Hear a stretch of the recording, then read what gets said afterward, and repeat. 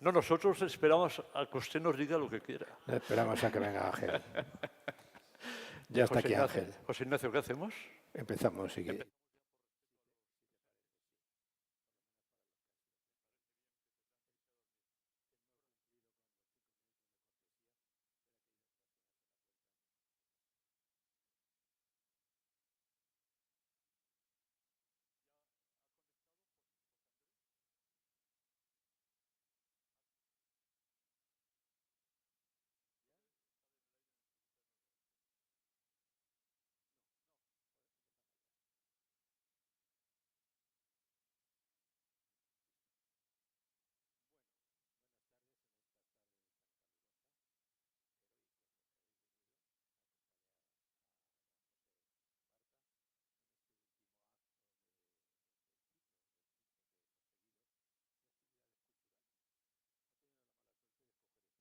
Pero sí lo escogió él. Yo le ofrecí algunos días el 28 de junio. No pensamos que podían hacer estos calores. Es un problema de temperamento ardiente.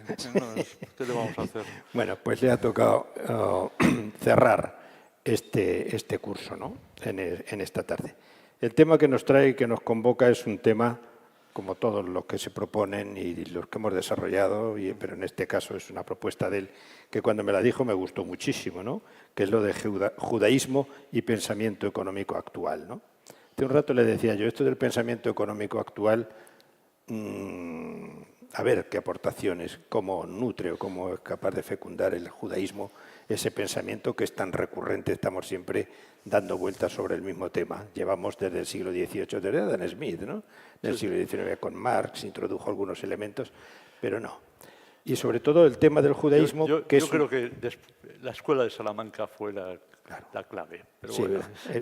No, pero desde Salamanca hasta Adam Smith hay una evolución en el pensamiento económico, porque el pensamiento económico, como pensamiento independiente, es propio de una disciplina del siglo XIX. Antes estaba considerado más como filosofía, como cuestiones éticas y otras cosas, ¿no? Pero bueno, se hace disciplina independiente en el siglo XIX con todo el desarrollo económico propiamente dicho, y entonces así surgió ese pensamiento económico. Lo que no quiere decir que no existiera antes pensamiento económico, porque desde la Edad Media pues existe.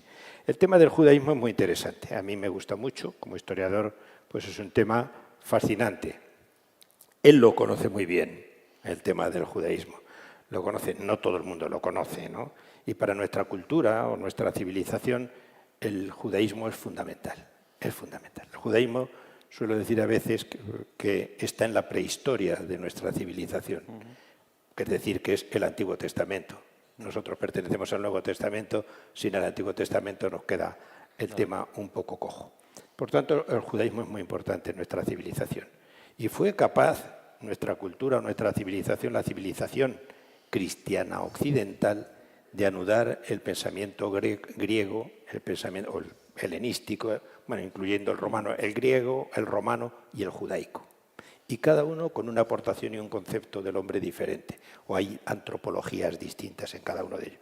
Por tanto, el judaísmo ha hecho aportaciones importantes y que a veces no somos conscientes de ellos a lo que es nuestra cultura o nuestra civilización occidental.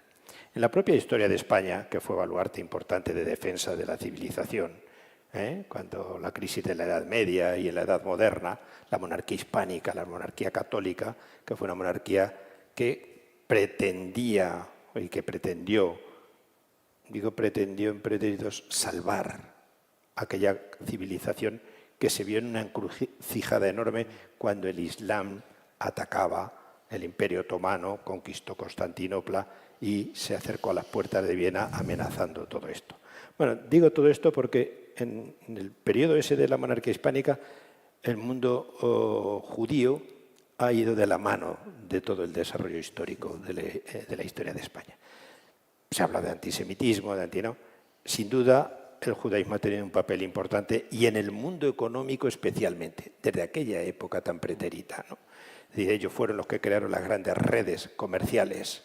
No se entiende el desarrollo del capitalismo mercantil en los siglos XVI, XVII, XVIII sin la aportación judía.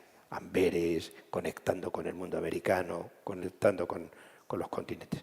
En el mundo actual, supongo que hoy no va a hablar, yo no sé de lo que no va a hablar, en el mundo actual nos va a aportar ese elemento judaico que entra en el pensamiento económico.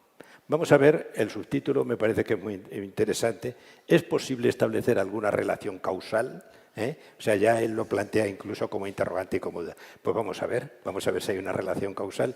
Y aunque estamos en familia, me imagino que todos los que han venido con este esfuerzo son gente muy interesada y después vamos a ver si los sometemos a un tercer grado de preguntas y respuestas, que es donde se saca muchas veces el mayor jugo. Don José, bienvenido a cerrar este acto y permítanme que les lea, aunque es una persona conocida dentro del casino, pero no todo el mundo conoce el perfil biográfico profesional de él. Voy a hacer la presentación de él.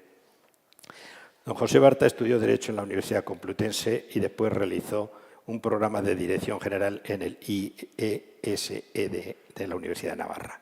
Hasta el momento ha disfrutado trabajando, ya tiene privilegios de disfrutar trabajando, principalmente en 3 sectores: el financiero, el medioambiental y el inmobiliario. Fue pionero en España en evaluaciones y auditorías sobre el medio ambiente, presidiendo una empresa especializada entre los años 82 y 89. Presidió 2 empresas internacionales especializadas en la consultoría y valoraciones e intermediación inmobiliaria. Fue cofundador, y esto sí que yo lo sabía cuando me lo dijo, cofundador del Máster de Banca y Finanzas de Garrigues, y fue profesor allí, de gestión urbanística e inversiones inmobiliarias entre el quinquenio 2002-2008, o sexenio. Actualmente está especializado en consultoría estratégica. Su actividad principal se desarrolla en la consultoría a empresas cotizadas y a empresas familiares. Entre las actividades que realiza, a caballo entre la actividad profesional y el ocio, se encuentran los coloquios empresariales, los encuentros de coyuntura económica del Real Casino de Madrid, de los que ha sido fundador y es director y moderador, y entre ellos destaca el ciclo de coloquios entre familias empresarias que hemos disfrutado, lo que hemos podido ir a este curso. Los encuentros judeo-cristianos que dirige con impagable colaboración de AEDOS, la Asociación para el Estudio de la Doctrina Social, y de la Cátedra de Ética Económica y Empresarial de la Universidad Pontificia de Comillas. Es vicepresidente de la Fundación Reconciliación y ha sido patrono de diversas fundaciones internacionales como Jerusalem Foundation. Ha escrito algunos libros sobre los mercados financieros e inmobiliarios y numerosos artículos especializados. Tiene un blog del brazo de Peter Bauer en Idealista News, diario digital líder en el sector inmobiliario. Sobre el tema que hoy trataremos, ha protagonizado un programa en Radio Sefarat, que eso no lo sabía, sobre grandes economistas judíos.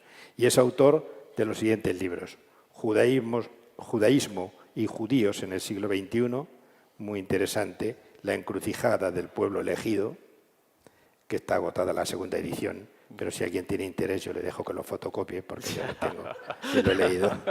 Bueno, se lo dejas, vamos, con una pequeña comisión. Bueno, no lo debía haber dicho en público, pero bueno, luego le decía fotocopiarlo, pero no se pueden fotocopiar los libros. José, el primer gran economista hebreo, son títulos de mucho interés y provocadores. Está en imprenta y Misión de San José, que está publicado en el 2022. Como ven, es un perfil poliédrico, atrevido y no sé qué cosas más decir. Le dejo la palabra al ponente de esta tarde, que seguro que vamos a disfrutar con él. Vamos a darle un aplauso. Bueno, sí. Gracias, José. Muchas gracias, José Ignacio. Una generosidad extraordinaria.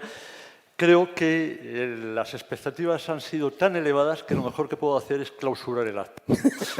Y así no voy a perder. Y preguntamos. Ahora solo me queda empeorar mi imagen. Muchas gracias por vuestra presencia en un día como hoy, tan caluroso, el más caluroso del año, en un año caluroso.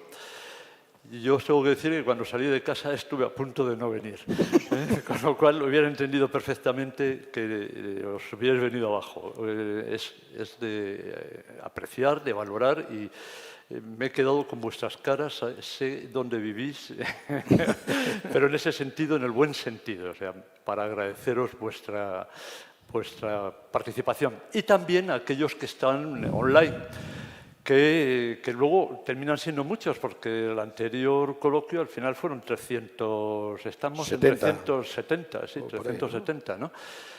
Un coloquio, hay alguna persona que me ha preguntado, ya vi tu coloquio de Valencia. Bueno, pues este coloquio sobre el judaísmo también tiene algún punto, al principio tiene algún punto de conexión, porque hay temas que tendremos que... Es decir, hay una serie de conocimientos que tienen que quedar claros. Aquellos que ya los tenéis muy claros os pido disculpas porque tienen que quedar claros para todos los que escuchen la exposición. Pero, sobre todo, como esto queda grabado y luego se proyecta, para aquellos que se conectan, diré, seguid escuchando porque de lo de Valencia hay solo un 15%. La conferencia de Valencia lleva ya 50.000 visionados. Y, bueno, pues cosa que agradezco. ¿Es posible establecer alguna relación causal? Pues esto es lo que vamos a intentar. Es decir, yo, claro, no me puedo adelantar. Vamos a intentar evaluar, ¿no? El tema que acometemos es un tema controvertido. No gusta demasiado en algunos entornos judaicos y fuera tampoco. Sin embargo, es un tema que, como todo lo que yo me planteo se acometen con datos, la controversia queda para las copas, porque si lo que vas aportando son datos y procurando que esos datos sean reales, no objetivos, sino reales, porque la realidad es la objetividad, pues las evidencias se van imponiendo. Luego sí es cierto que siempre se puede glosar, se puede comentar algunos temas y incluso con los mismos datos se puede llegar a conclusiones ligeramente distintas, ¿no? Nunca extraordinariamente distintas, porque si no los datos están mal. El nivel de controversia de la presencia en el pensamiento judío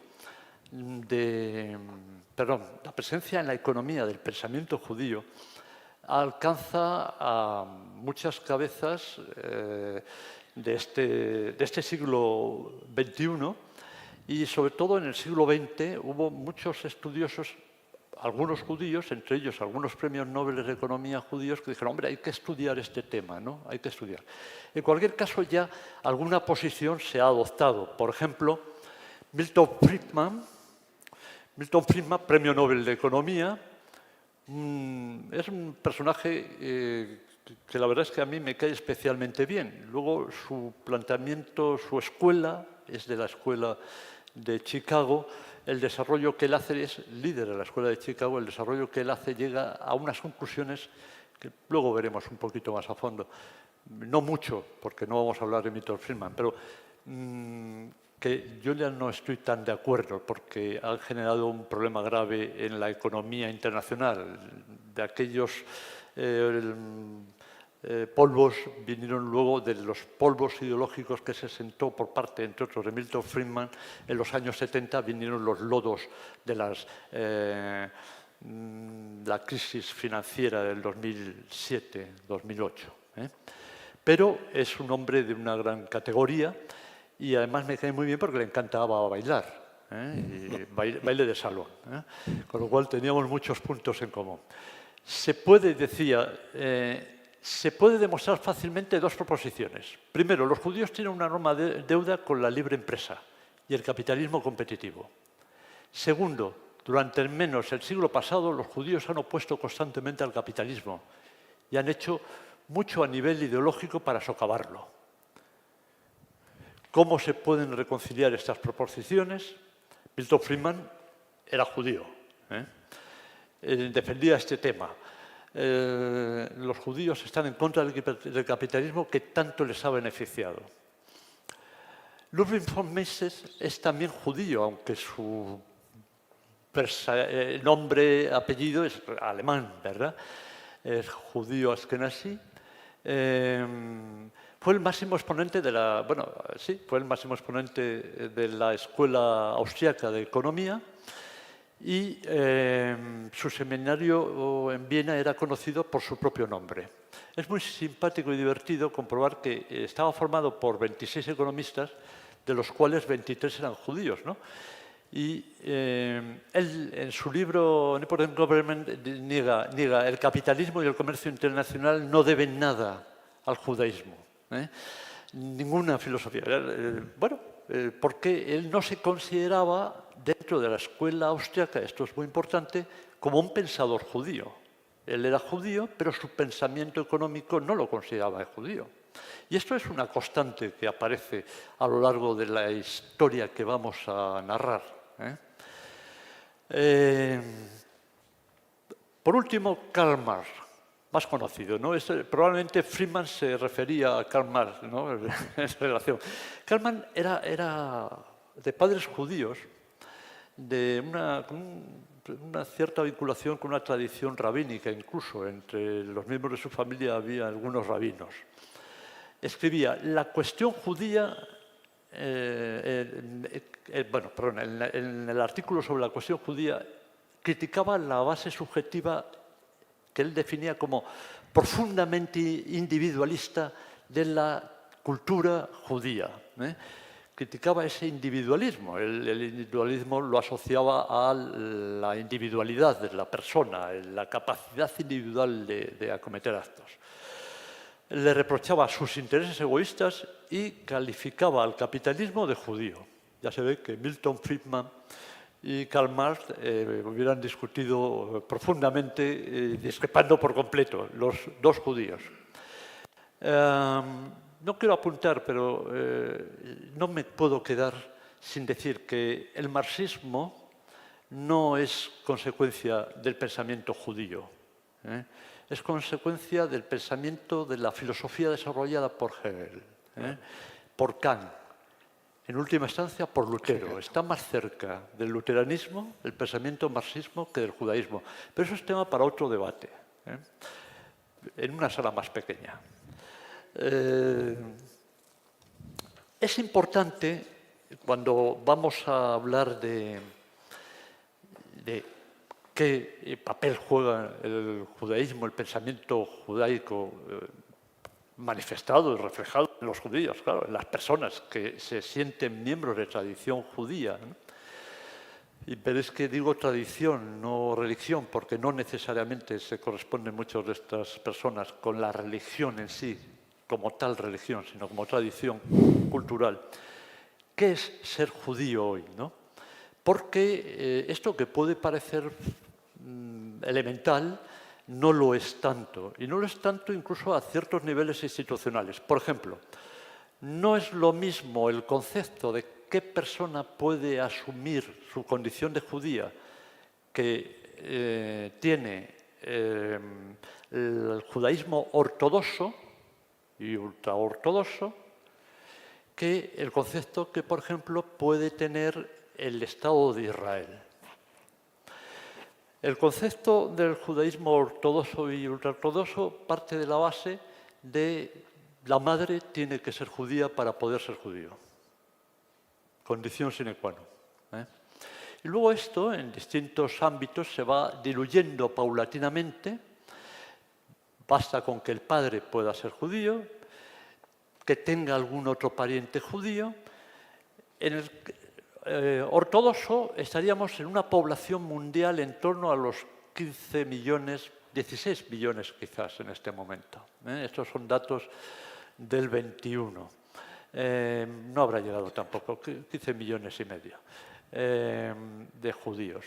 Se va diluyendo esa base y digamos que el extremo lo encontramos en lo que la ley del retorno del Estado de Israel, que es una ley por la cual se puede acoger a alguien que pertenezca a la tradición judía o a la línea, a la religión judía o a la familiaridad judía, se puede acoger a alguien que tenga al menos un abuelo judío, abuelo o abuela. Con este criterio serían en el mundo en torno a 25 millones de judíos. Es decir, que estamos en un 2 por 1000, 3 por 1000. Es singular que este criterio que emplea el Estado de Israel y que se plasma en la ley del retorno es el mismo criterio que emplearon los nazis para considerar judío en Alemania o en toda la zona conquistada por los nazis o vinculada con el nazismo, que era judío enemigo del pueblo. No voy a avanzar en este asunto porque no es motivo de este tema, pero estamos hablando entonces, como decía, de 15 millones. Voy a centrarme en esta cifra. 15.166.000, algo más. Y esos son datos de la Pérgola. Es un estudioso importante que ha desarrollado las estadísticas demográficas más importantes que en este momento existen sobre el judaísmo tradicional. Probablemente las haya hecho de la Pérgola, ¿no? Y estamos hablando de datos del 2021, como decía, ¿no? En una población de 8.000 millones de habitantes, que es lo que tenemos ahora, una población de 15.166.000 judíos. ¿Cómo ha evolucionado esta población? Pues ahora los valores que valen. La población judía ha ido evolucionando paulatinamente, ha crecido desde el 1945, después de la Segunda Guerra Mundial, que estaba en menos de 12 millones, hasta el momento actual, ¿no? Con 15 millones y pico, no, 15 millones y medio, por redondear. Se ha producido un fenómeno muy interesante en los últimos años, y es que mientras en 1945 la mayor parte de la población estaba fuera de Israel, en la diáspora que se llama, esta población ha ido cayendo paulatinamente. Y al mismo tiempo lo que ha ido aumentando es la población en Israel. Este gráfico es el de toda la población fuera de Israel. Digo toda porque luego veremos que la mayor parte de esta población se encuentra en Estados Unidos, la que está fuera de Israel. En este momento, 6 millones y algo de judíos en Israel, ¿no? La población mundial ha ido creciendo y la población judía proporcionalmente ha ido decreciendo, de tal manera que estaríamos ligeramente por debajo del 2 por 1000 respecto al resto del mundo. ¿Por qué este gráfico? Pues, hombre, porque creo que es importante, si estamos hablando de influencia mundial, saber cuántas personas son capaces o no de influir mundialmente. Claro, que 1.500 millones de chinos influyan mundialmente sería comprensible en una población de 8.000 millones. Que 1.500 millones de chinos tengan una influencia inferior a 15 millones en el pensamiento económico a nivel mundial, pues llama la atención. Estos son datos objetivos, no estoy llegando a conclusiones de ningún tipo. La distribución es, como comentaba antes, Israel ocupa con 6.870.000 habitantes judíos, es el país más importante en este momento. Hace 15 años no era así. Hace 15 años era Estados Unidos, que superaba de manera importante a Israel. ¿Qué ha sucedido en este tiempo? Pues algunos habitantes de Estados Unidos han ido a Israel. Han ido a Israel también muchos judíos que estaban en los países del este con la caída del telón de acero. Se desplazaron hacia Israel y últimamente siguen desplazándose pobladores de naciones como Alemania, que no es que tenga no está significativamente representada como un país que acose en estos momentos al mundo judío, porque es un país muy consciente de lo que eso supuso en un momento dado de la historia. Pero sí es verdad que, por ejemplo, por dar este dato, lo doy porque es el último que he recibido hace 70 horas, el balance que llevan es de 2.000 actos de agresión, lo que en el año 2022, 2.000 actos de agresión en Alemania a judíos. En Francia probablemente haya más. Esos actos de agresión son de todo tipo. También puede ser un insulto. Se contabiliza como un acto de agresión. No tiene que ser. Creo que con manifiesta gravedad 4 o 5 actos. Francia probablemente tenga más actos de agresión en este momento. Pero la estadística no es tan fiable. Francia hay 446.000 judíos en el año 2021. Canadá, tal. En Argentina eso está mal, son 275.000. Es un dato erróneo, 275.000. Quiero que vean, porque luego va a ser importante. En Rusia, 150.000 judíos. En Ucrania, 43.000. Esos son datos que luego explicaré por qué. España está en otros. ¿Cuántos judíos hay en España? Es difícil contabilizarlo. Los datos estadísticos que tenemos a mí me preocupan porque llevan varios años con el mismo porcentaje, y que se plasma en una cifra, que es 12.000 judíos. 12.000, 13.000, por ahí andará. La mayor parte en Madrid. La distribución mundial, otra forma de presentarla es esta. La anécdota es las ciudades de mayor presencia judía, obviamente Tel Aviv, con cerca de 4 millones, Nueva York, que es una de las ciudades de Estados Unidos también con mayor presencia de hispanos. Este es un tema divertido, 2 millones 2 millones 100.000, 2 millones 110.000, como se prefiera redondear, en Nueva York. Hace 5 años vi un anuncio en un diario judío de Nueva York que decía: no pierda la oportunidad de hacer negocios en 2 idiomas. Era para judíos neoyorquinos. Aprenda español. Bueno, este era el hombre, ¿no? Te hinchas, ¿no? Bien. Jerusalén, Haifa, Los Ángeles, Miami.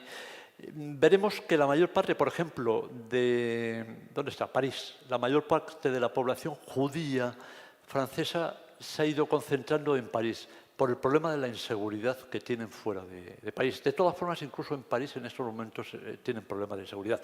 Pero no hemos venido aquí a hablar de inseguridades, sino a hablar de influencia. Comencemos por el principio. Creced y multiplicado. Me reservo la posibilidad de que haya varios principios. Voy a pedir que recuerden un poquito lo que vamos a hablar, porque al final daremos un premio al que se acuerde de ello. El premio de la satisfacción de enlazar ideas. Jacob se casa con Lea cuando quería casarse con Raquel. Algo de complicidad debió de tener Raquel en que su hermana mayor se casara con él, pero este es otro tema también apasionante. Se casa con Lea y luego se casa con Raquel y ya tiene a todos los hijos menos a Benjamín. Benjamín no ha nacido todavía. José ha nacido, 11. Y ya está hasta el gorro de estar con su suegro Labán. Jacob, Israel, posteriormente, es un personaje extraordinario porque le apasiona la naturaleza y la estudia. Y esto tiene sus consecuencias, porque hay un momento, como vamos a ver, esta es una constante, el estudio de la naturaleza, que tendrá su importancia. hay un momento en el que Jacob le dice a Labán, me voy con mi familia, ya está bien, te estoy enriqueciendo a ti y a tus hijos, soy el que genera riqueza para este grupo familiar que no es el mío, que es el tuyo, me voy. Entonces Labán se opone, le crea todo tipo de problemas y en un momento dado dice, bueno, pues venga, llegan a un acuerdo de todo lo que no fuere pintada ni manchada en las cabras del color oscuro. Labán se va a quedar con todas las ovejas y todas las cabras que estén de un solo color, blancas, negras, marrones, lo que quieras, pero que no tengan pintas, que no tengan manchas. Y le deja a Jacob las otras. Es la forma de hablar. Si te encuentro con cabras que estén pintadas, lo consideraré como hurto, ¿no? Bueno, bien, Labán, lo que sucede es que para impedir que se vaya con un patrimonio importante, a sus hijos le dice, oye, coger todos los cabríos manchados y rayados y todas las cabras y os las lleváis. De tal manera que cuando vaya Jacob a hacer la división, a separar unas de otras, se encuentre con que no tiene nada que llevarse, ¿no? Una buena pieza este Labán, ¿eh? Y, bueno, ¿qué sucede? Que Jacob lo que hace es que, dice la Biblia, dice el Génesis, dice, tomó luego Jacob varas verdes de álamo, de avellano y de castaño y descortezó de ellas mondaduras blancas, descubriendo así lo blanco de las varas. Y puso las varas que había mondado delante del ganado en los canales del abrevadero del agua donde iban a beber las ovejas, las cuales procreaban cuando venían a beber, ¿no? Moraleja. Lo habla en un idioma simbólico, no científico.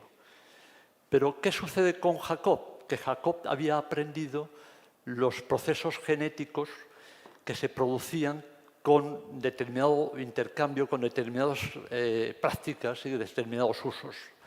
Y entonces Jacob, lo que aquí se explica como la vara de avellano, lo que sucede es que empieza a aplicar esos procesos genéticos a aquellas ovejas más fuertes para que las crías salgan manchadas, que son suyas, ¿no? Los abrevaderos, etcétera, ¿no?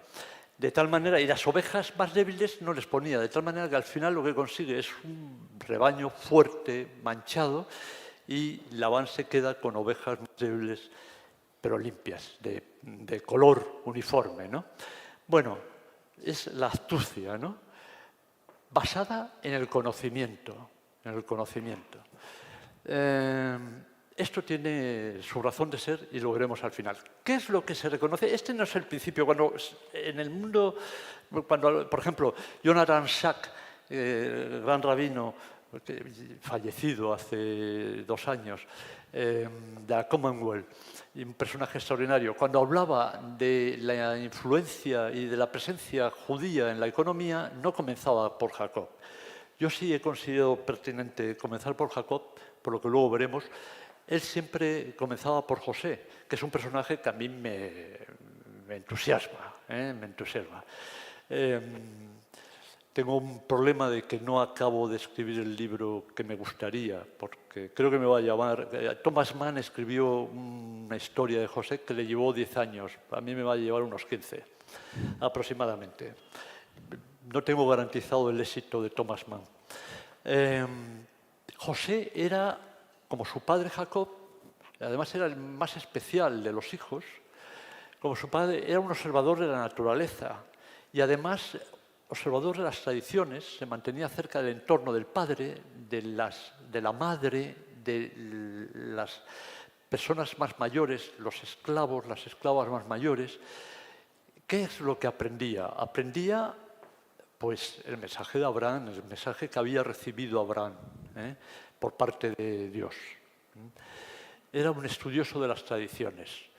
Esto lo he puesto yo con un subtítulo que es un buen currículum. Observador de la naturaleza, estudioso de las tradiciones, miembro heredero de una empresa familiar agraria hasta los 17 años. Es que a los 17 años es cuando le cogen los hermanos y se lo intentan encargar. Y entonces, por eso hay un pequeño contencioso, por eso me interesan tanto las empresas familiares, ¿no? Para evitar buscar, tratar de paliar todo este tema, ¿no? Bueno, su empresa familiar era una empresa agraria y estaban todo el padre, los hermanos, metidos hasta las cachas. Le venden como esclavo los hermanos, llega a Egipto y lo compra Putifar, que era un alto servidor del rey. Putifar, dice la Biblia, era eunuco. Hay que tener en cuenta que no necesariamente tenía por qué ser eunuco, porque luego, claro, esto da pie a decir, pues claro, y estaba casado y era eunuco, pues la mujer, claro, la pobre, no. Ya llegó. Sí, es verdad que en una primera etapa los faraones y algunos otros emperadores tenían eunucos en puestos de responsabilidad porque así se evitaban el riesgo de las cargas, de las sucesiones familiares, de los líos. Y la dedicación del eunuco era exclusivamente para el emperador o para el faraón, pero luego, aunque se les denominaba eunucos, ya no necesariamente tenían por qué serlo. Y en esta época no necesariamente Putifar tenía por qué ser eunuco. Está con él 11 años, hasta que la mujer de Putifar le acusa de haber intentado abusar de ella. En esos años administra los bienes de Putifar, que no eran escasos porque era un alto servidor del rey, tendría fincas, esclavos, y estudia, tenía acceso a la biblioteca de Putifar, tenía acceso a otras bibliotecas públicas, en Egipto se daban, muchas de ellas vinculadas a donde estaban los sacerdotes, a templos dedicados, ¿no? Y estoy convencidísimo, porque si yo he sido capaz de localizar a este personaje, seguro que José lo localizó, porque su recuerdo era mucho más vivo. Imhotep. Imhotep es un personaje que vivió en el 2690-2610, años antes de llegar José, muchos años antes de llegar José a Egipto, pero un personaje apasionante, un sabio, inventor, médico, matemático, astrónomo, ingeniero, arquitecto. Este personaje va a tener, desde mi punto de vista, esto sí es opinable, estos no son datos históricos, esto sí es opinable, pero me puede la pasión. Y lo digo con el mismo ardor que si dijera 2 más 2, 4.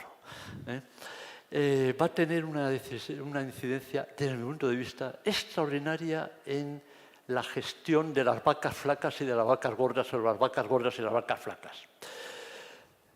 Entra en prisión, acusado por la mujer de Putifar de haber intentado abusar de ella. Que no lo eliminen quiere decir que Putifar no lo tenía claro, pues si no lo hubieran matado. En prisión, rápidamente lo hacen administrador. Era un tipo competente, con lo cual empieza a llevar una empresa pública. O sea, que tiene experiencia en el sector privado agroalimentario. Sector privado, empresa familiar. Una empresa no familiar, pero ya de ciudad, ¿no? De civitas. Sector público, ¿no?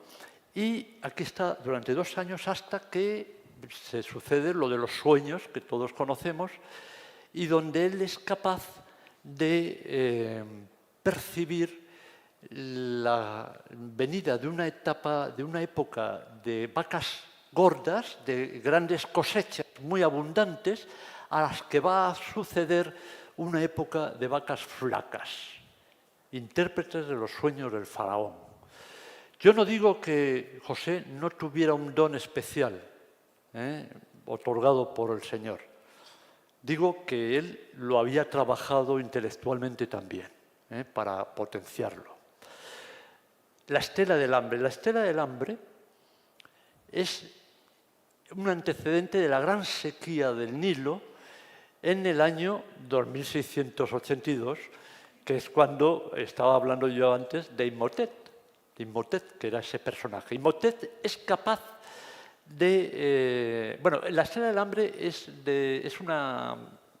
es una construcción importante, es muy grande. Y aquí veis Se ven unos dibujos, pero luego todo signos, ¿no? Era la época de Ptolomeo, menos 100 antes de Jesucristo, es decir, muy tardía. Pero existía la memoria y se construye esta estela como consecuencia de la memoria de aquel acontecimiento. ¿Qué había sucedido? Pues que se había producido un derrumbe en una isla, en la Infantina, que había tenido como consecuencia un bloqueo del Nilo y como consecuencia de ese bloqueo del Nilo, bueno, pues vino la gran penuria, ¿no? Entonces, signos que predecían que iba a producirse eso, quizás la época de gran abundancia no era época de gran abundancia, sino que era una época normal, pero que comparada con lo que luego vendría, sí era época de gran abundancia, pero luego vendría época de hambre, ¿no? Bueno, esto es todo un ejercicio intelectual, no es un ejercicio mágico, ¿no? ¿Qué sucede con José? Pues que Faraón toma la gran decisión y en este sentido Faraón demuestra que es sabio. Si tengo a alguien que me ha diagnosticado el problema y que me dice lo que debo hacer, lo mejor que debo hacer es ponerle al frente de eso. Esto parece normal, pero ¿cuántas veces no habéis conocido, me han diagnosticado el problema, me han dicho lo que hay que hacer, estoy en el sector público, tengo un primo que seguro que lo va a hacer estupendo. Ven, Juanito. Esto en España está a la orden del día, desgraciadamente, ¿no? Ha estado y está. Espero que no esté. Pero que el mérito de Faraón no se le puede quitar. ¿Qué es lo que hace Faraón? Le pone, y es todo un... José lo que hace es todo un ejemplo de análisis previo de un posible problema para la toma de decisiones. Primero, empieza a ver en qué personas se puede apoyar, empieza a ver qué recursos tienen, la logística, cómo podemos desarrollarla, almacenamientos, qué tenemos. Y empieza a trabajar sobre eso y en un momento dado lo que decide es el 20% de los... el 20%, perdón, por aquí lo tenía. Sí. Bueno, durante la época de abundancia se van almacenando alimentos, perdón, esto es el 20%, un quinto de la cosecha de la época durante 7 años de abundancia, un quinto de la cosecha se van almacenando y en silos y demás, y después, cuando viene el hambre, se van distribuyendo. Claro, no se distribuían gratuitamente, se distribuían cobrando. Entonces los egipcios que iban y los que no eran egipcios pagaban. La hambruna dura tanto que realmente llega un momento en el cual los egipcios ya no tienen nada, tienen tierras y pagan con sus tierras. El resultado de esta gestión fue un desastre que perduraba hasta el siglo I de nuestra era. La gestión, se estatalizó la propiedad, salvo la propiedad que era de los sacerdotes, pero el resto se estatalizó y nos recuerda por lo que hicieron Lenin, Stalin y, bueno, y luego otros tantos, ¿no? Los egipcios terminaron convirtiéndose en siervos del faraón, que trabajaban en las tierras del faraón y, bueno, y así, y llegó un momento en que años después, tras esclavizar a los egipcios, los faraones esclavizaron a los israelitas. Muy bien. Este preámbulo, ahora vamos a ir más rápidos. Para mí parece una tontería, quizás, pero veréis que encontraremos razones un poco del sentido de papel que representa la tradición judía en su presencia a nivel internacional, en la economía y en otros campos. Bueno, criterios constitutivos de una doctrina o una escuela económica, muy básicamente, pues el régimen de propiedad, si es propiedad privada, si es propiedad pública, si es propiedad de... ¿Quién es la propiedad? ¿No? El funcionamiento y el peso de los mercados en la regulación de las relaciones económicas. El mercado regula hasta qué punto, qué límites tiene el mercado o no los tiene. Los fundamentos de la política monetaria y fiscal, qué criterios se emplean. Por ejemplo, España, más del 50% de la economía depende del Estado. En Estados Unidos, apenas el 15 o el 20%. Alcance de la intervención del Estado en la cobertura de las necesidades personales, el estado de bienestar, ¿no? Esto es lo que de alguna manera va a definir lo que es una escuela, ¿no? Una doctrina económica. ¿Cómo se influye? Pues se influye desde posiciones de política económica financiera, los bancos centrales, federales, creando doctrina propiamente, como puede ser desde cátedras, premios Nobel, la gestión de grandes corporaciones. Claro, estás controlando un poco el negocio mundial, el desarrollo de procesos innovadores y disruptivos. Esto es muy importante, porque esto ha generado un antrasiego importantísimo. ¿Qué papel tienen los judíos en lo que va de siglo en este proceso? Presencia de los judíos. Vamos a ver, en primer lugar, esto es los últimos presidentes de la Reserva Federal de Estados Unidos. Del 87 al 2006, Alan Greenspan, que era un hombre más bien liberal, poco proclive a intervenir en mercados. Ben Bernanke era más proclive a actuar en el mundo financiero. Al principio decidió lo contrario, pero luego generó una cierta tendencia. Greenspan estuvo con Clinton, con Bush, con Reagan, pero con Clinton también. Bernanke entró con Bush, pero estuvo con Barack Obama. Janet Yellen, que en este momento es secretaria del Tesoro de Estados Unidos, entra con Barack Obama y se mantiene durante un cierto tiempo con Donald Trump. Bueno, Jerome Powell no es... la obsesión de Janet Yellen era los salarios. No es tan importante la inflación en un momento dado como los salarios. Vamos a ver premios Nobel. Esto, lo que pasa es que nos hubiéramos eternizado. Se lo voy a presentar así porque es más rápido. Verán que tienen el nombre, son premios Nobel judíos. El premio Nobel se establece en el año 69, el segundo ya es Paul Samuelson, un premio Nobel judío. Estos son alumnos, no los he puesto en todos porque es que se hubiera hecho excesivamente largo, no los alumnos. Alumnos judíos y no judíos, la mayoría con premios Nobel.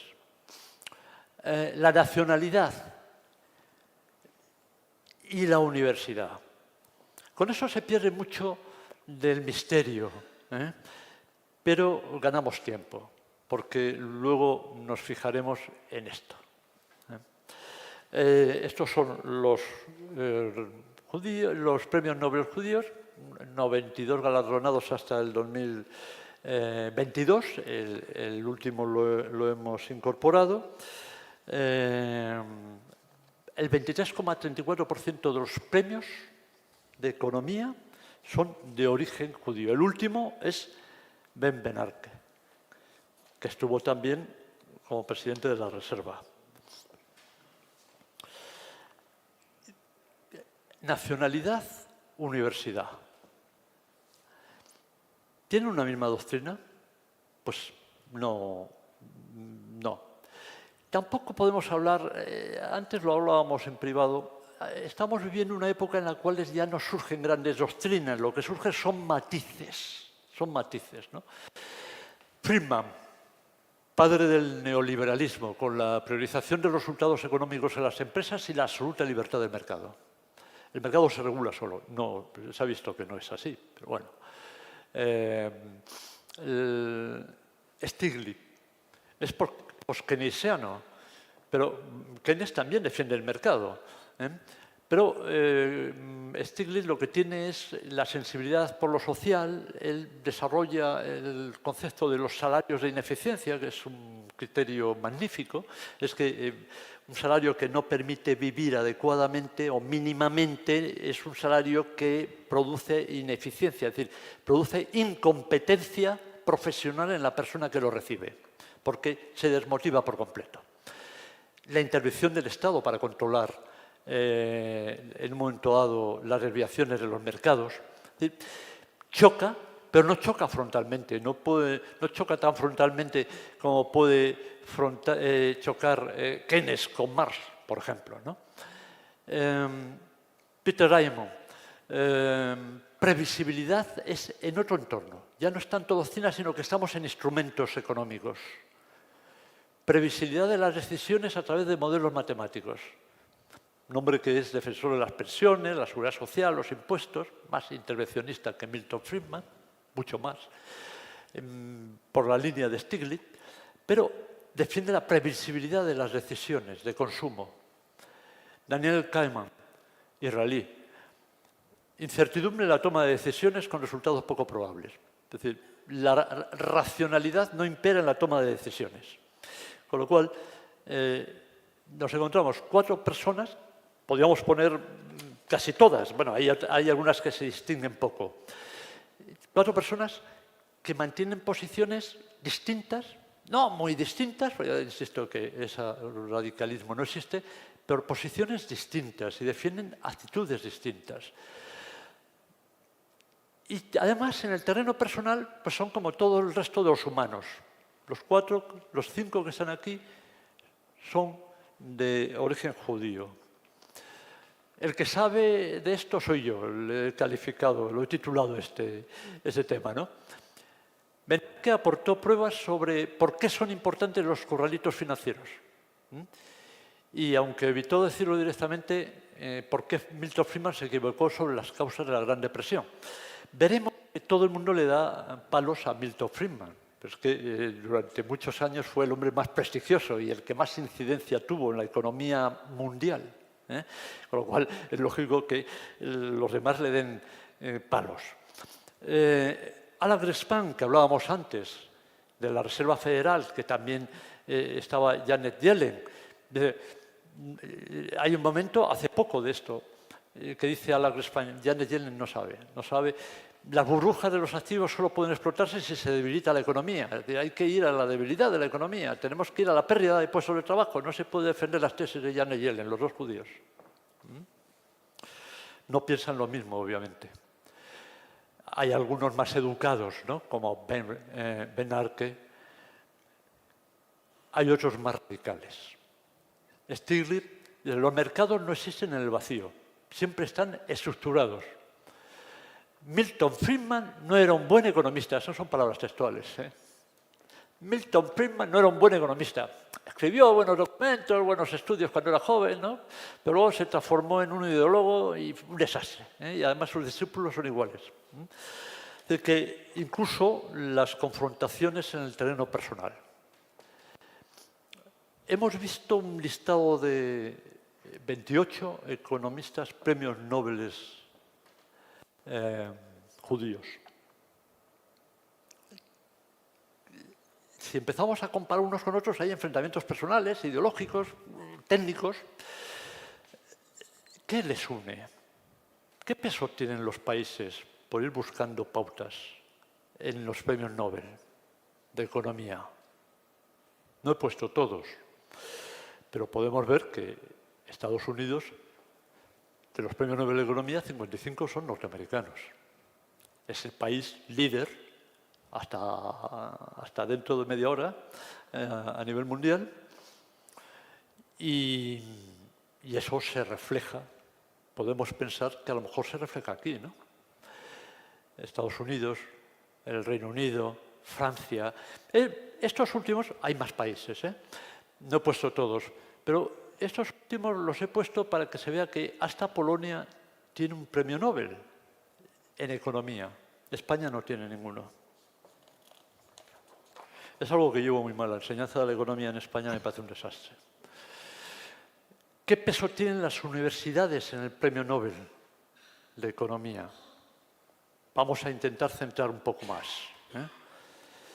País, Estados Unidos. Universidades. Pues Chicago y Harvard tienen un peso extraordinario. Como se puede ver, Yale le sigue a distancia y luego ya en otra medida. Claro, la mayor parte de los premios Nobel se mueven en este entorno, ¿no? En Estados Unidos, aunque hay algunos otros que son importantes. Nueva York tiene mucho peso, mucho prestigio, pero tiene 2 premios Nobel. Claro, las universidades, la London School, 4 premios Nobel, Stanford 4 premios Nobel, pero las 3 primeras norteamericanas. Indudablemente, ¿cuál es el vínculo de los premios Nobel de Economía? Pues fundamentalmente las universidades y los países en los cuales se encuentran. No hay vínculos. Podemos decir, hay un movimiento, una ideología, una escuela judía en la economía mundial. No lo hay. No podemos demostrarlo con estos datos. Lo que se demuestra es lo contrario, prácticamente. Podemos analizar uno por uno. No tenemos tiempo. Presencia de miembros de tradición judía en la actividad económica actual. Bueno, me he adelantado, ¿no? Ok, pluralidad intelectual, pero unidad de acción por defensa de intereses comunes. Vale, de acuerdo. Intelectualmente parece que aquí cada uno va de su lado, de su padre y de su madre, ¿no? No hay una línea que identifica el mundo judío con una corriente. Esto también lo matizaré al final. Con una corriente económica.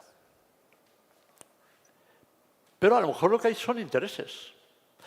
Eso sí que entro un poco en la conferencia de Valencia, pero voy a pasar muy de pasada, pero creo que es interesante, aunque sea muy de pasada, creo que es interesante. Porque también en el ámbito de la praxis, cada uno va por su lado. Aquí el joven Albert Hapman, es de los últimos que han entrado en el mundo de las gestoras de inversión. Todos estos son de tradición judía, de familia judía. Algunos, Banco de Safra, este no es norteamericano. Soros va a lo suyo, absolutamente. Por él no se consideraría judío. Albert Hapman es joven, valor ya con peso, con unos cuantos miles de millones, de gestión. Y este se ha enfrentado con John Paulson, que es de Paulson & Co., por problemas de competencia de mercado. Se ha enfrentado con Blackstone y se ha enfrentado con Icahn, con Carl Icahn. Este se enfrenta con todo el mundo.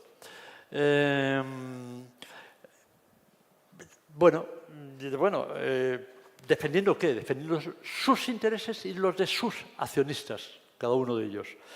No hay un acuerdo tácito entre ellos. Se han enfrentado, cuando digo enfrentado, es en los tribunales norteamericanos. O sea, no es, me caes mal. No, es, te demando, te querello, me gasto millones, voy a por ti, intento hundirte. Una visión estratégica común. Bueno, pues muy recientemente tenemos el tema del First Republic Bank. Albert Hapman, que insisto, es un enfant terrible, pues enfrentado, es una anécdota, porque ha habido otros enfrentamientos de otros personajes, pero bueno, tenía la foto de este y me venía muy bien, ¿no? Con Janet Yellen por su estrategia de que el resto de la banca norteamericana financiara el First Republic Bank, ¿no? Confluencia de intereses personales o de grandes corporaciones industriales. aquí he cogido algunos grupos. Estos son grupos iniciados, liderados o con mayoría de protagonistas judíos. El grupo alfa es ruso. Mikhail Friedman. Este es la segunda gran fortuna de Rusia. Para que lo identifiquen, es el máximo accionista del grupo Dia. Quizás esto lo haga más próximo. Ruso. Novatek, productora rusa de gas.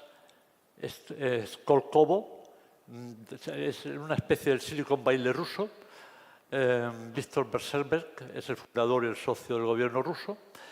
Bueno, enfrentados absolutamente con las políticas adoptadas a nivel internacional, con el tema de Ucrania, con Tony Blinken, que es el secretario de Estado de Estados Unidos y que es judío.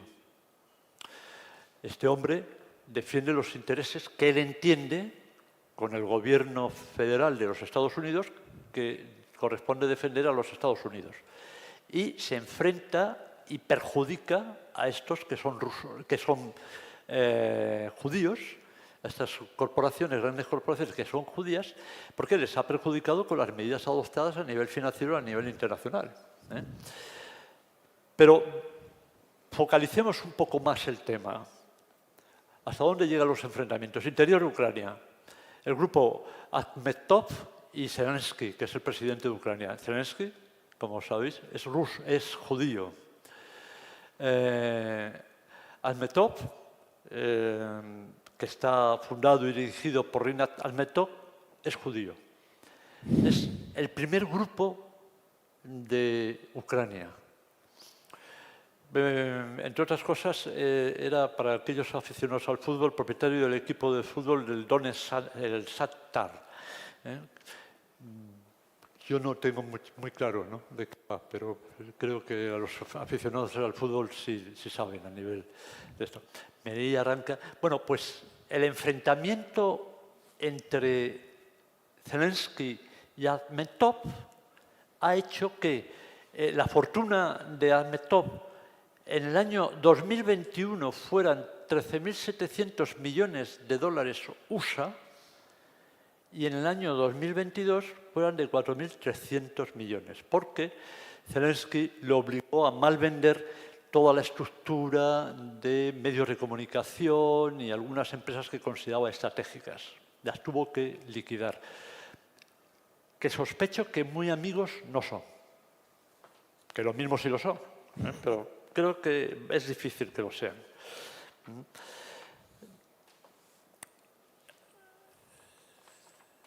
El gen de acometer lo imposible. Vamos a intentar buscar ya vamos a enfocar un poco posibles explicaciones hacia el éxito por la disrupción tecnológica. El gen de acometer lo imposible. Esto, de alguna manera, está presente en la formación judía. Oracle Corporation, Google, Microsoft, Dell, Facebook, Waze. Esto siempre cuento esa anécdota, ¿no? Waze la tuve en España hace, no recuerdo ya, 10 años, 11 años, 12 años, 15 años, ya no me acuerdo, pierdo la memoria. Querían hacer una ampliación de capital y $1 millón de dólares. Era la época todavía del boom inmobiliario, o sea que hace más años. Y no fuimos en 2008, no fuimos en 2007. No fuimos capaces de encontrar a un inversor en España. Consiguieron un inversor chino, un promotor inmobiliario chino. Se lo vendieron por 3.000 millones a Google hace 6 años. Pues nació en Israel. Se vendió por... perdón. No, 3.000 millones no. Por 1.035 millones de dólares, perdón. Esto es. Se me ha ido la cabeza. Este tema de acometer lo imposible, el gen de inquietud, de lo novedoso, lo nuevo, es permanente. ¿Cómo surge esto? No, voy a crear Google. No, esto no surge así. Eso surge de esta otra manera. Adena Heffet es la fundadora de lo voy a explicar rápidamente, de una empresa. Esta mujer de familia muy humilde se encontró con que sus padres, viven en Estados Unidos, sus padres no conseguían acceder a la propiedad de una vivienda porque nunca tenían el dinero suficiente para dar una entrada y poder conseguir una hipoteca y poder hacerse con una vivienda. Y esta mujer lo tenía tan grabado que en cuanto pudo, lo que montó fue una empresa que está funcionando, veremos el futuro que tenga, montó una empresa para ayudar a este perfil de personas a acceder a viviendas. ¿Y cómo? Pues el interesado lo que se pide es estabilidad laboral. Pero entonces, porque se entiende que teniendo estabilidad laboral es cuestión de tiempo, y de condiciones y de tiempo que puedas acceder. Y esta mujer piensa, la vivienda es importante para la familia. Tener una vivienda en propiedad es crítico. Es crítico. En propiedad es crítico para poder hacer familia. Bueno, pues es judía, claro, si no, no estaría aquí. ¿Qué hace? Crea una empresa que se sienta con la familia, el matrimonio, que le dice que queremos esa vivienda. Se hacen los estudios, si es posible, si puede de una manera razonable, se compra la vivienda y se queda en alquiler con opción de compra durante 5, 6, 7, 8 años, hasta que ha reunido lo suficiente con unos tipos de intereses asumibles, inferiores a la banca. Todo esto lo está haciendo con inversores privados, que les interesa venir porque tienen garantizado, porque el respaldo es una vivienda, tienen garantizada la inversión y ganan más dinero que las entidades financieras, que con depósitos, y tienen menos riesgo que con fondos. Bueno, ¿esto va a ser un Google? No, porque no es tecnológico, pero ya veremos el futuro que da. Es nunca estar... Un problema es una oportunidad de hacer algo para resolverlo. Esto es muy propio de la mentalidad de la familia judía. No es tan común. Los problemas los tengo que resolver yo. No puedo exigir que me los resuelvan. Puedo exigirlos, pero mientras tanto voy a ver si los resuelvo yo, porque no sé si me los van a resolver, porque no me fío. Siempre mirando al futuro, ¿no? Marcel Marchuk es la decana de la Facultad de Biotécnica de Ingeniería Alimentaria en Technion, en Israel. Claro, en Israel es startup nación, startup. Es el líder mundial en empresas innovadoras, tecnológicamente innovadoras, al extremo de que ha recibido el nombre Israel, reconocido a nivel mundial de startup nación, ¿no? Viene esto de un libro que en un momento dado se edita y que le da este nombre, pero se ha asumido mundialmente. ¿Qué está pensando en este momento Israel? Pues muy bien, las startups nación, pero el futuro es la comida. La batalla que tenemos que dar es la comida. Dice, food test nación. Queremos ser la nación de la comida, ¿no? De la gestión de la comida, ¿no? Desarrollar tecnologías para garantizar la conservación, los valores, mantenimiento de los valores nutricionales, eliminar la contaminación. Es decir, siempre estar pensando en lo que puede venir, no en lo que ya hemos conseguido. Es un clásico. No sé lo que ha pasado aquí. Vamos a ver. Estas, creo que ahora estas. ¿Existe un secreto del éxito de los judíos? Porque, desde luego, lo que hemos visto por ahora es no hay nexos por un lado, hay enfrentamientos por otro, pero lo que está claro es que tienen éxito. Y 16, 17, cojan el número de judíos que quieran. Estadísticamente, como población, 16, 17, da lo mismo. Tienen una presencia extraordinaria. ¿Cuál es el éxito, no? No siempre ha sido así. Entonces, habitualmente se reconoce que al tener que abandonar la cultura del templo sacrificial, del templo, cuando se destruye el templo de Jerusalén en el año 70, ¿no?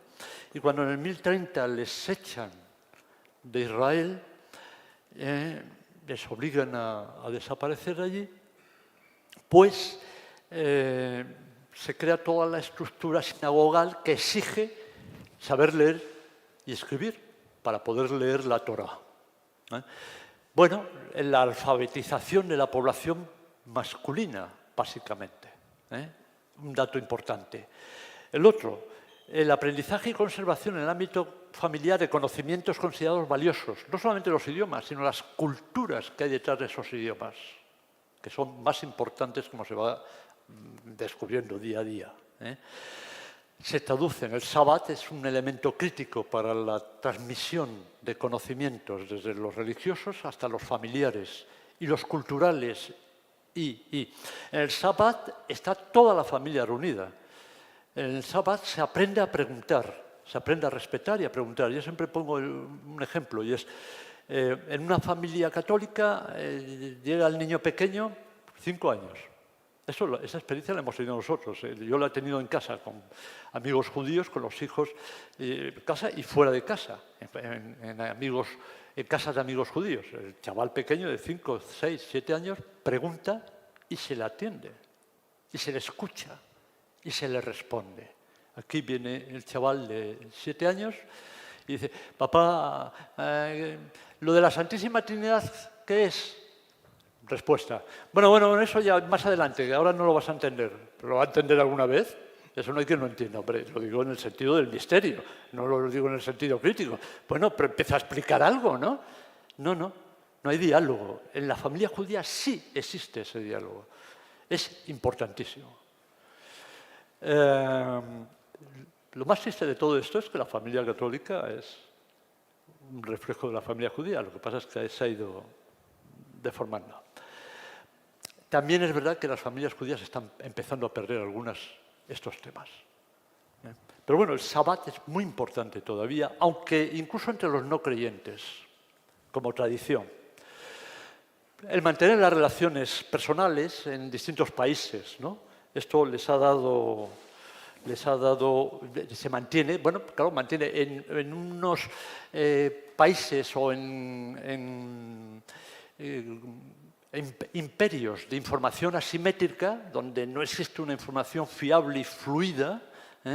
Claro, tener personas de referencia que te están transmitiendo lo que está pasando y las oportunidades que se están produciendo y que además son fiables porque son o amigos o íntimos amigos de miembros de la familia, pues esto se ha entendido que era parte de la fuerza del peso del éxito del mundo judío, si es que existe, algo existe. En mi opinión pesa más, eso es importante, pero pesa más el modelo de familia, esto que estaba comentando antes. Desde el plano intelectual al emocional, ¿no? Inculcando valores, ¿no? Valores, cuando los inculcas o los tienes, o tú no inculcas nada. Tú no puedes dar lo que no tienes, ¿no? Una actitud, ¿no? Una actitud frente a las dificultades proactiva, lo hemos hablado antes. Las soluciones a los problemas debo buscarla yo. Claro, es que el estar en minoría en muchos casos les ha también condicionado a eso. No puedo esperar que me resuelvan mis problemas. Y cuando asumo la resolución de problemas no me limito a resolverlos para mí, sino que abro el abanico a todo el mundo. Porque la auténtica resolución de un problema es que sea una solución para todos. Los problemas de los demás pueden ser mis problemas mañana. Claro, eso en el mundo judío es claro. El riesgo de otro judío es el riesgo mío. Lo han vivido históricamente. Si persiguen a un hermano mío, pero se hace más extensivo. Se hace más extensivo y ya incluso abarca a los problemas que pueden surgir en entornos no judíos, ¿no? El problema de una persona que es un conciudadano mío Es un problema que, aunque yo no lo tenga hoy, lo tendré mañana. Esa capacidad de empatizar, una empatía activa, es crítica para la formación de líderes, porque al final lo que estamos hablando es de líderes. El mayor enemigo para mi desarrollo es el desánimo y la falta de libertad. Si me caigo, me levanto y he aprendido. No me puedo hundir. Su gran virtud, la osadía de superar lo imposible. Esto, buenas tardes, presidente. Estábamos en una cena que organizamos en la misma sala con la embajadora de Israel y en la mesa en la que estábamos con la embajadora hay un momento en que, no sé si fui yo o quién fue, que preguntó ¿qué destacaría de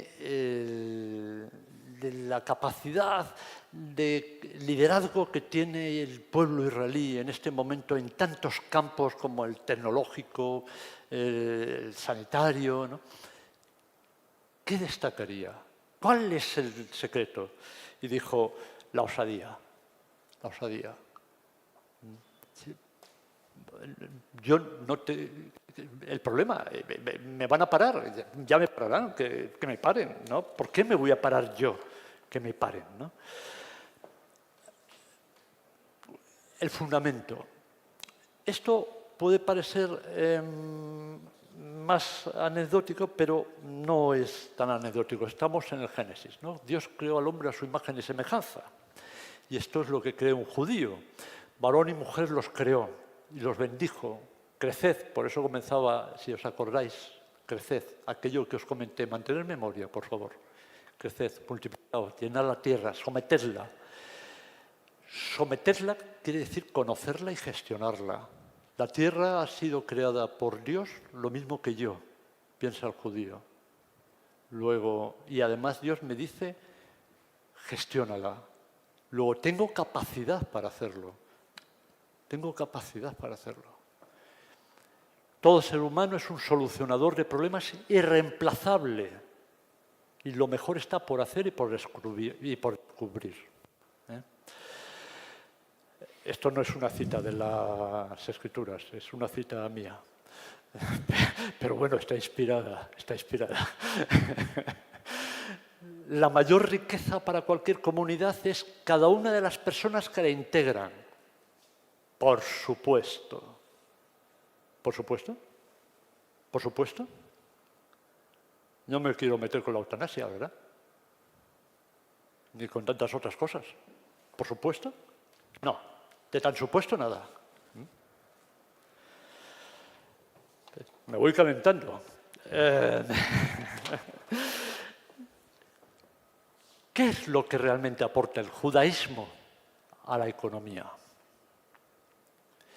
Lo que acabo de comentar, el principio no tan evidente de que la naturaleza es conocible y gestionable.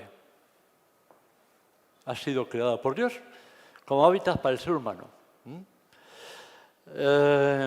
Laudato Si, del Papa Francisco, dice lo mismo. No podía decir otra cosa. El cristianismo tiene sus raíces en el judaísmo, como muy bien apuntabas. Y no solo es que quede coja, es que Cristo no podría ser Cristo, porque no podría ser el Mesías si no existiera el judaísmo, porque no existiría la figura del Mesías si no se admitiera el judaísmo para el cristianismo. Para mí resulta incomprensible el desconocimiento, resulta incomprensible, lo digo en el buen sentido, intentaré hacerlo suave. Creo que un católico que no profundiza en sus raíces veterotestamentarias pierde una parte muy importante de su propia esencia y de su propia naturaleza. Lo digo con el cariño debido. El trabajo, con el consiguiente esfuerzo, es el único instrumento para el crecimiento de la persona y la mejora de la sociedad y la naturaleza. Es que el judío no se ha planteado nunca que el trabajo fuera un castigo. Es que la primera obligación del padre judío es la circuncisión del hijo. La segunda es darle un trabajo al hijo. Es que el trabajo sirve para formar, desarrollar a la persona, ayudar a la familia y ayudar a la sociedad. Lo del castigo divino no entiendo de dónde ha salido. Tampoco sé muy bien si es español o es general, no lo sé. Me falta ese conocimiento cultural. Pero claro, cuando el trabajo no es un castigo divino, el trabajo es un instrumento fantástico, aunque cueste, aunque pese. No existe la predestinación. Tenemos capacidad para cambiar a mejor las cosas. Hemos sido creados libres a imagen de Dios.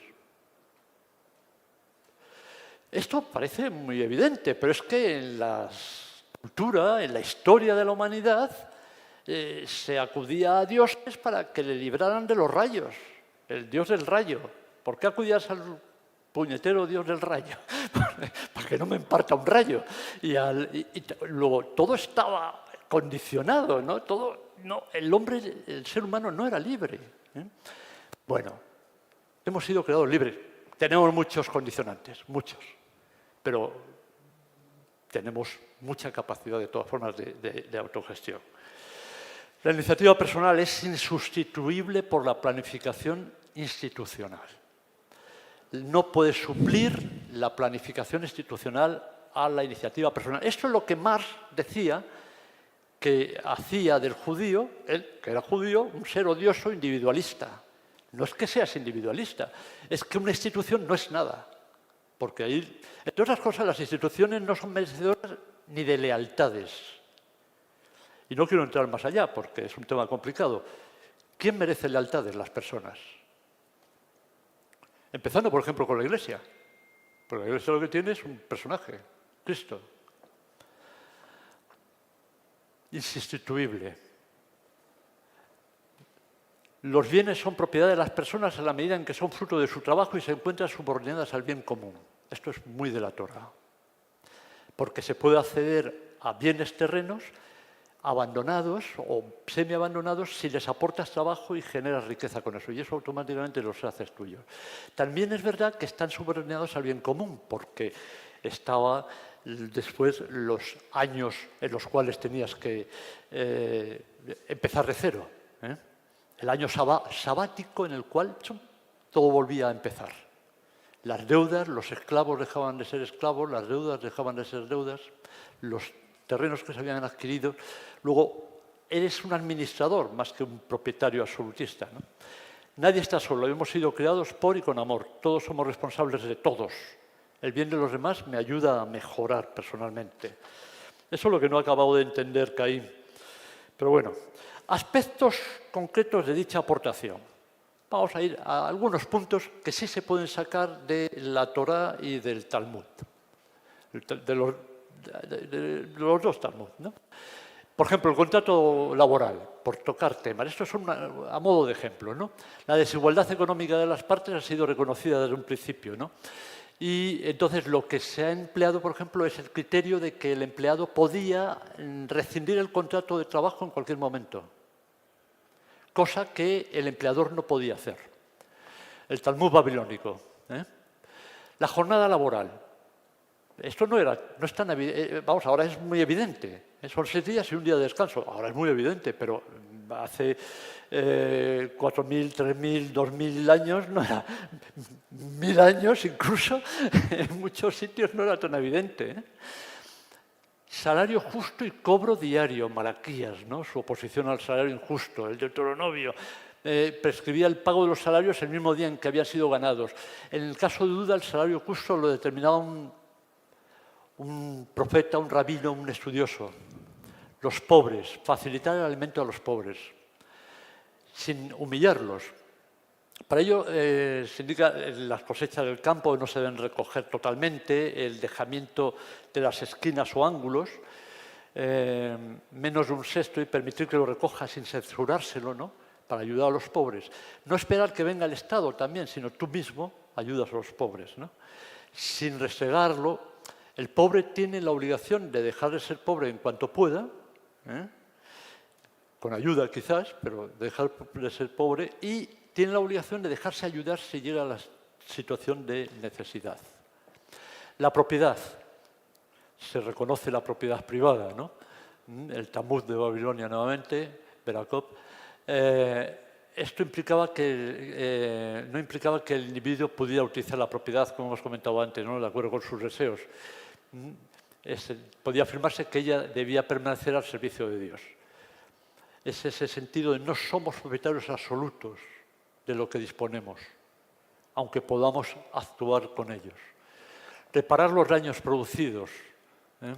El reconocimiento de la propiedad privada llevaba a la obligación de aquellos que perjudicaban el tipo de propiedad que fuera a reparar los daños. No solamente los daños, es un tema muy interesante, ¿no? El caso de malversación de Falco, por aquí lo digo, bueno, quizás un poco más adelante, no lo sé, pero el tiempo que te han hecho perder, incluso el daño emocional que te han proporcionado. Es un tema que resulta muy innovador, ¿no? Comportamiento austero en los negocios por cuenta de terceros. No aceptarás obsequios, porque los obsequios ciegan, ¿no? No engañar en las transacciones comerciales, nuevamente Miquea, seré puro a pesar de pesos poco exactos, ¿no?, y una colección de pesas defectuosas. El príncipe no tomará nada de la herencia del pueblo. Eso es un reconocimiento de la herencia. El reconocimiento al derecho a heredar. El príncipe no puede arrebatar la herencia a un ciudadano. Otras. Las herramientas no pueden ser empeñadas, no puede aceptarse garantía alguna a las viudas, porque se entiende que está en una situación complicada. Bien.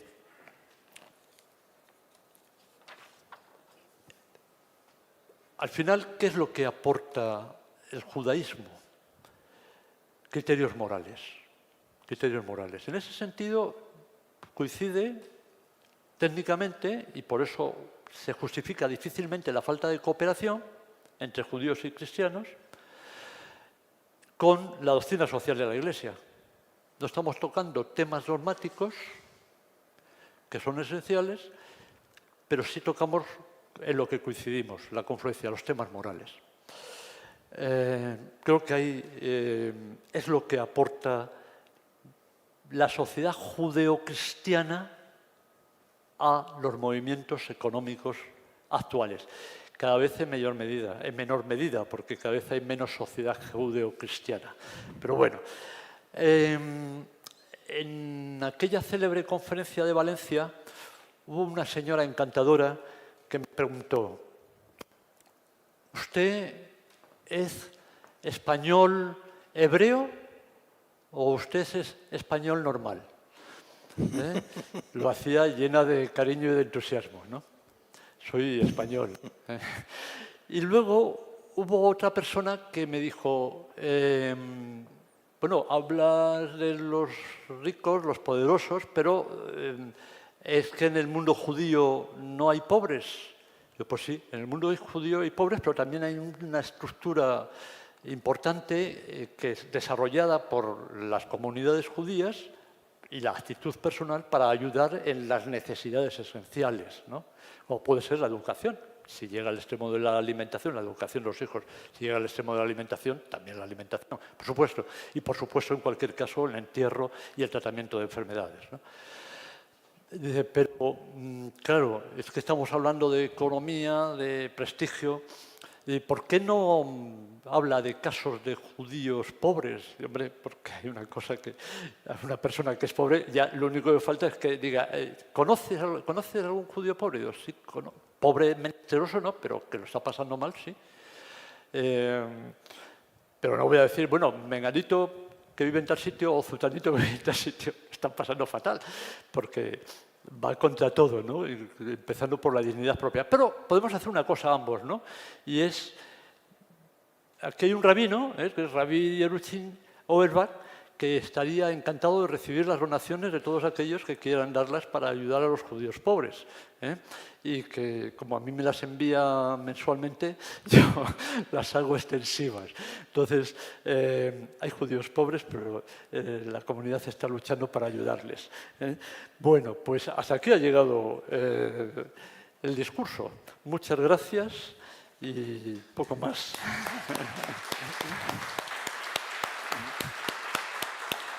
Muy bien. Enhorabuena, querido José. Es una conferencia interesante. Se han planteado muchísimas cosas y no sé si dar la palabra al público porque te corremos el riesgo que nos des otras varias conferencias. Pero sí vamos a dar la palabra al público a ver si quieren alguna aclaración, alguna cuestión planteada. Es el turno del público. ¿Alguien quiere preguntar algo? Sí, Pilar. Pilar. Extremadura. Gracias, José, por la interesantísima exposición que has hecho del problema no, del aspecto judaísta de... A ver, Espérate, ya, que no se oía. a ver. ¿Tú crees? Pero tiene que... Está abajo. José Andrés Está tiene abajo. que subir el volumen. Ahora lo suben. ¿Ya? Ya. Que quiero darte las gracias por tu interesantísima exposición que ha hecho de estos aspectos judaístas, del judaísmo y el pensamiento económico actual. No es la primera conferencia tuya que he tenido ocasión de escuchar, unas ver y otras escuchar, como la de Valencia. Ajá. Y lo que yo no me ha quedado claro exactamente, por eso te pregunto, después de lo que me dijiste el otro día por WhatsApp, que no deje de exponer mis dudas. Sí. Ahí pone, ¿es posible establecer alguna relación causal? La causalidad entre el judaísmo y el pensamiento económico actual no la acabo de ver claro después de lo que me has dicho. Claro. Eso es lo que yo quería decirte. Muy bien. Puedo sacar conclusiones de lo que has dicho en esta y las otras intervenciones tuyas que has hecho. Pero la relación causal, exactamente, yo creo que merece que me digas algo, porque si no me voy a quedar con lo que yo... ¿No vas a dormir? No, porque yo tengo mi propia idea, pero yo quiero saber la tuya, que tú sabes más que yo. Gracias. Como tal, judaísmo no existe. Claro. O sea, no hay un movimiento económico judío. Ni en el pensamiento, ni en la acción económica. Sí es verdad que lo que existe es un grupo de personas, no muy numeroso, tampoco son todo el pueblo judío, pero sí es verdad que existe un grupo de numerosas de personas que, porque están en Estados Unidos, porque además están en una serie de universidades a las que han accedido algunos porque eran hijos de antiguos alumnos y otros porque han conseguido becas porque eran hijos de gente muy humilde, siendo judíos, en ambos casos, estaban en primera línea de la economía mundial, básicamente por estar en Estados Unidos, y han sido capaces de buscarse puestos importantes, representativos. En ese sentido, ¿existe ayuda mutua? Hemos estado viendo que hay enfrentamientos importantes entre unas corrientes y otras, entre comillas ideológicas, ¿no? Entre judíos que mantienen distintas posturas y enfrentamientos que llegan incluso, en el caso de Joseph Stiglitz, al insulto personal. Yo creo que sí hay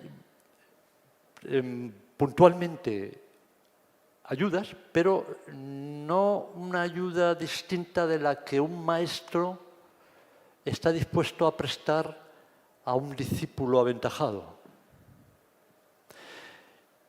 que es una ayuda que se basa también en el fruto que espera de ese discípulo. Es decir, que en ese sentido sí ha habido distintos grupos enfrentados entre ellos. Pero ¿por qué casi un 30% de los... Hablamos de los economistas, de los premios Nobel de Economía, son de tradición judía, ¿no? Familia judía, formación judía, ascendencia judía. ¿Por qué?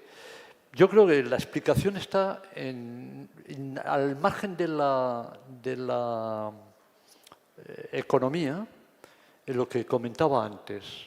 Yo creo que el referente del mundo judío hoy en día es el referente del liderazgo familiar, del liderazgo personal, la búsqueda del desarrollo de las personas en el entorno familiar y la actitud proactiva ante la sociedad.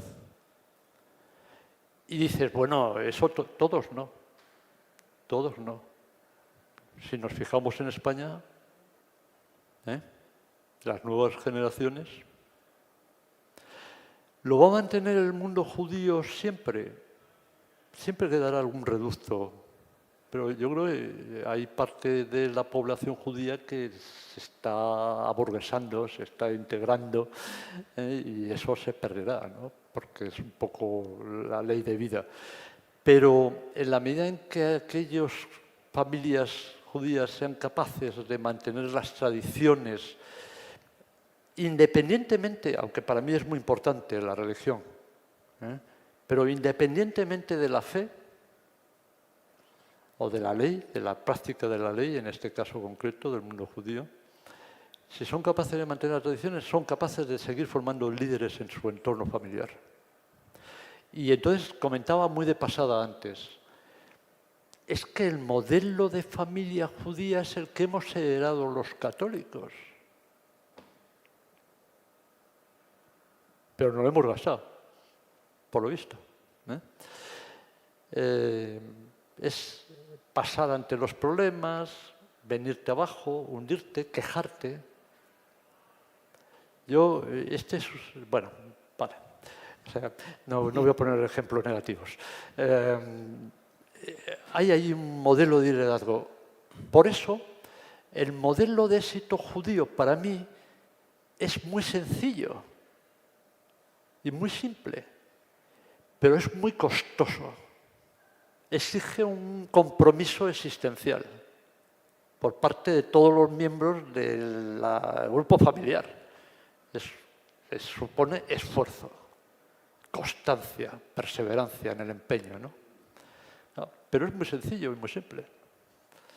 No hay una relación casual entre otras cosas, porque estamos viviendo una época de una pobreza extraordinaria en la doctrina económica, en el desarrollo de nuevas doctrinas económicas.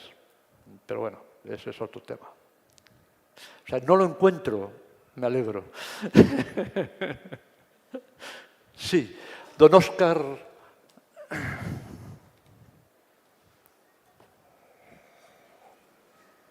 Muchas gracias. Bueno, me ha encantado tu charla y conferencia. Oye, simplificando, quizá a lo mejor no estoy muy acertado, pero en las escuelas de negocio hay muchos de los principios que tú has aquí estado planteando, como si dijéramos que son propios del judaísmo, que te los plantean como principios básicos para la creación, mantenimiento, formación, pervivencia de las empresas. No lo dicen en ningún sitio que viene del judaísmo, pero repasando todos los puntos y las cosas que has ido comentando, pues bueno, te decir que el 100%, pero un 80% en todas las escuelas de negocio, en todos los cursos IES y demás, del cual, bueno, tú has sido además profesor, con lo cual lo dominas, pues yo lo veo bastante o muy relacionado. ¿Es así o entiendo yo que no lo he visto claramente? Gracias. Gracias, Óscar. Pues yo creo que no. Que lo que existe es esa cara. Existe una imagen comercial. Vamos a ver, empezando, por ejemplo, por entrar en algún tema ya más de fondo, yo no entiendo la formación de altos directivos por el método del caso. El método del caso surge para formar abogados en Harvard, que están todo el día con casos. O que saben todo el día con casos. Y después se emplea en la Segunda Guerra Mundial para formar mandos intermedios. El método del caso puede ser interesante para formar directores financieros. Pero en las tomas de decisiones de la alta dirección, las decisiones económicas, todas tienen componente moral, todas tienen componente ética. La toma de decisión de cómo resuelves un problema afecta a personas y las afecta en una medida o las afecta en otra. Todas tienen un componente ética y eso no se aprende por el método del caso. Porque además analiza las empresas desde una perspectiva financiera, que es el peor análisis que se puede hacer en una empresa. Si te reduces a él, si te quedas en exclusivamente la perspectiva financiera, tienes una visión que es como si evaluaras a una persona por la radiografía. Le haces una radiografía y de ala, póntela en el carnet de conducir. Bueno, veo ahí unos huesos, obviamente, sí hay unos huesos, a lo mejor veo osteoporosis, a lo mejor, pero poco más. El análisis previos para las tomas de decisiones en las escuelas de negocio está abrumadoramente tomada por el mundo financiero y por el criterio financiero, y todo se toma en base. Ese es uno de los problemas de Milton Friedman, desde mi punto de vista. Es decir, que en un momento dado dice, el primer objetivo de la empresa es ganar dinero. ¿Y qué genera eso? Pues genera los bonus de final de año, los bonus de ejercicio. Es decir, los altos directivos empiezan a tomar decisiones a corto plazo para que los resultados financieros en las empresas sean buenos en el corto plazo y recibir bonus. Y en esas tomas de decisiones te estás cargando a lo mejor la empresa, como ha sucedido. Y eso es lo que se ha estado enseñando en las escuelas de negocios. Para mí, de entrada, la alta dirección le sucede como a los médicos. No se puede aprender en una escuela de negocios, en una escuela de médicos, se puede aprender a diagnosticar. Se pueden aprender los elementos básicos, fundamentales y demás, ¿no? Pero luego necesitas el maestro. Es el médico con sabiduría que enseña a sus alumnos, que es el periodo intensivo en el hospital con pacientes y demás. En el caso de la medicina, y además partimos de la base de que un médico que no ha sido residente no es un buen profesional. No ha tenido todos los medios para ser lo mejor. Puede ser muy bueno porque puede tener una magnífica cabeza y una extraordinaria intuición, ¿no? Pero no está llegando al máximo de lo que podía dar, ¿no? Porque necesita ese tutelaje con pacientes, ¿no? En el hospital. En el mundo de la enseñanza, por ejemplo, de la alta dirección, para mí es imprescindible tener maestros. Están con gente que está tomando decisiones de alta dirección y ver qué valores, cómo ponderar las cosas, que no solamente son datos financieros. En las escuelas de negocio, Samuelson y yo estamos desencantados. Samuelson ya se murió y puede descansar tranquilo, pero ya le importa un bledo las escuelas de negocio, pero yo todavía sigo sufriendo, ¿no? con las escuelas de negocio. Sí, por ejemplo, en Garrigues, el proyecto en el que yo estuve implicado y que fui profesor, además claro, era de banca y finanzas, no era de alta dirección. Era formar curritos. Y nunca empleé el caso. Sí, una cosa más. Es verdad que hablan de valores y de tal, pero al final... Claro, y en las escuelas de negocio hablan de eso. Pero luego no te enseñan a ser coherente con esos valores, porque luego te dicen resultados. Eso es... en la vida práctica, las escuelas de negocio tienen que cambiar. Bueno, si lo que quieren es formar directores financieros, estupendo, van muy bien. Va muy bien. Directores de otro tipo, pero de un nivel que no es la alta dirección, ¿no? Pero la toma de valores, es decir, cuando a mí me hablan, esta empresa, he conocido muchos casos, esta empresa tiene estos valores fundacionales, constitutivos. Yo siempre pregunto, son fantásticos, las personas son importantes, la creación de riqueza es extraordinaria porque lo que nos cuenta son personas capaces de enseñar a otras personas, capaces de llegar a más. José Andrés, ahí al fondo creo, capaces de llegar a más. Yo siempre pregunto lo mismo. ¿Cómo se remunera a la gente? ¿Cuáles son los criterios? ¿Y cómo se promociona a la gente? ¿Cuáles son los criterios? Y ahí empiezan a desaparecer los valores. Los valores intangibles, empiezan a aparecer otros, que son los financieros. Y esa es la auténtica realidad de esa empresa. Pero bueno, ya sabes que yo estoy quemado con todo.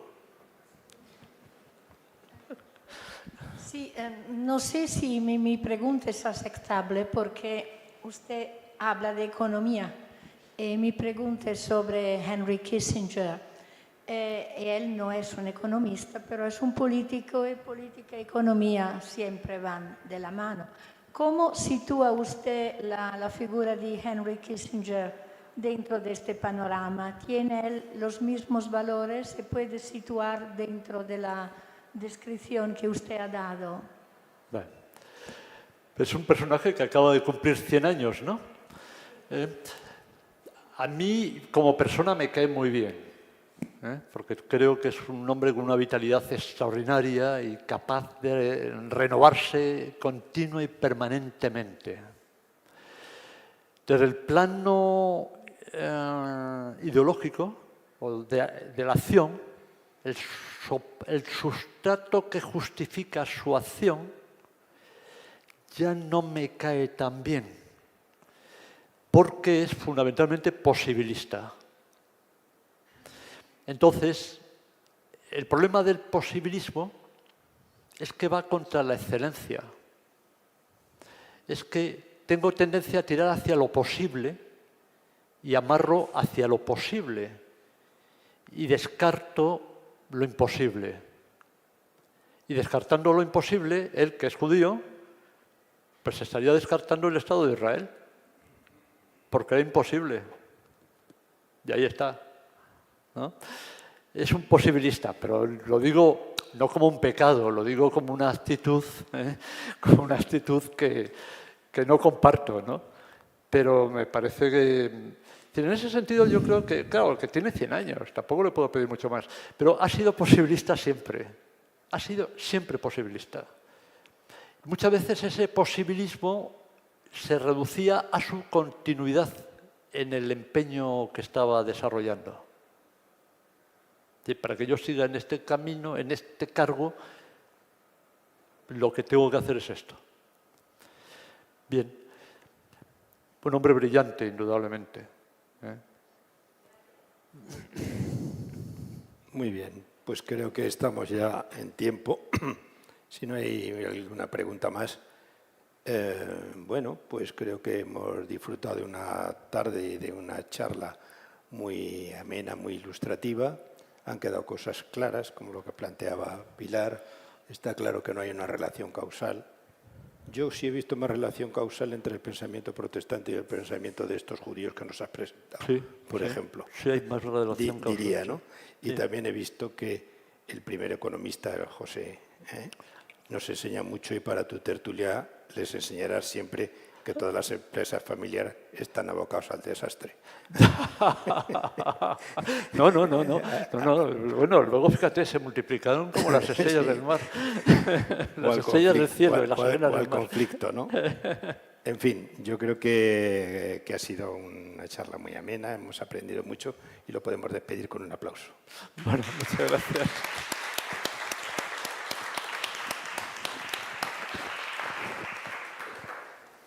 Ahora os invitaría a unas cervezas.